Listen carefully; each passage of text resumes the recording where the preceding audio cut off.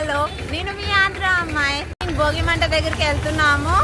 ఇప్పుడు early morning Bhogi మంట వేసుకుంటాం అన్నమాట. స్పెషల్ ఏంటో తెలుసా? భోగి పండుగ. అందరికి హ్యాపీ భోగి. వచ్చి రోడ్డు మీద భోగి మంట వేసుకుంటున్నారు. ఒక్క దగ్గర భోగి మంట వేస్తే చాలు, అందరూ గుంపుగా వచ్చి అందరూ అన్ని ఫ్యామిలీస్ వీధిలో అందరూ వస్తారు కదా, అలా అందరూ కలిసి చేసుకునే భోగి మంట.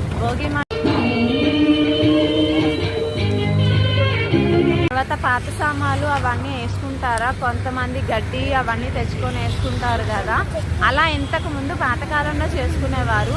ఇప్పుడు ఈ కాలంలో చేసుకోవట్లేనట్టున్నారు. చూడండి, చాలా మంది ఓన్లీ కర్రలతోటే మంట పెట్టుకుంటున్నారు.